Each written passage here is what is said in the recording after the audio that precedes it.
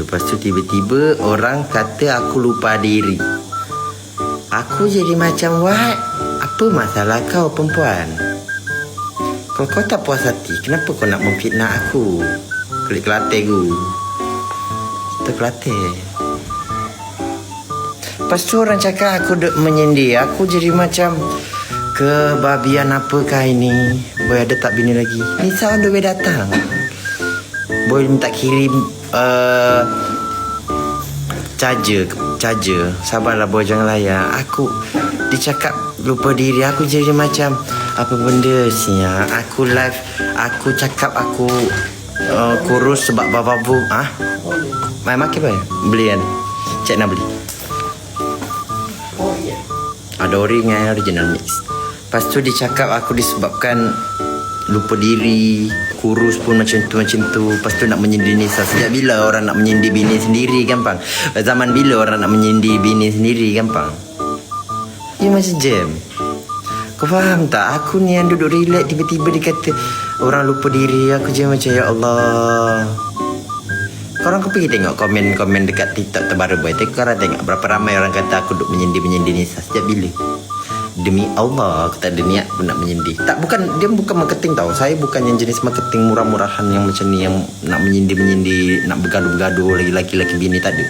Demi Allah tak ada. Tapi orang yang tiba-tiba kata-kata macam-macam. Jadi aku je macam, apa benda sih? Aku nak bagi tahu je aku kurus sebab bababu, bukannya sebab sakit ke apa. Aku pergi KL hari tu, member aku tanya, boy kau sakit ke boy, asal kau kurus? Itu je sebenarnya. Jadi aku guna je lah balik tu, bukan sebab sakit. Lepas tu ramai orang kata potong lemak lah, potong perut lah, apalah. Itu je aku maksudkan. Lepas tu tiba-tiba kata aku menyindir. Besar maghrib dah, alhamdulillah. Nisa dengan boy okey je. Boy pun, aku itu yang aku maksud. Aku boy dengan Nisa okey je. Ni jap gini Nisa datang, dia bagi boy kids. Kau tak payahlah kids, kau keluar. Aku nak membebel sekarang ni. Orang duk kecam-kecam aku ni, seolah-olah aku duk menyindir orang. Aku tak boleh tau. Korang dapat dosa tau. Biarpun korang dapat dosa, tapi janganlah duk menyindir orang. Aku ni, demi Allah ni, aku saja nak memberitahu dekat orang yang aku ni kurus bukan sebab sakit. Sebab aku pergi KL, semua orang, member-member budak OG pun cakap, boy, asal aku kurus sangat ni, sakit je. Aku guna balik ayat tu. Aku guna bababum. Elok-elok aku cakap aku guna bababum, tapi aku cakap bukan sebab sakit.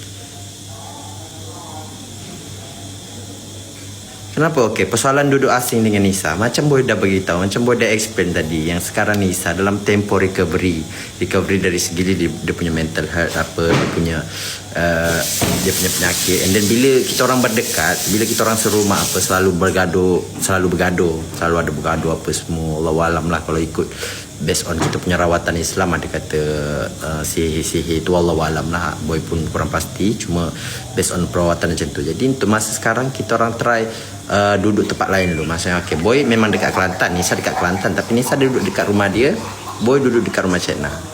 Macam tu. Itu je, tak ada masalahnya. Tak ada yang bergaduh. Boy dengan Nisa tak ada bergaduh, setiap hari kita orang call. Tapi kenapa tiba-tiba orang duk cakap aku nak menyindir bini sendiri? Aku rasa macam bodohnya kalau aku nak menyindir bini sendiri. Kau faham tak? Lagi-lagi duk media sosial macam ni, kau ingat aku ada masa ke? Aku pun 3 bulan tak post konten.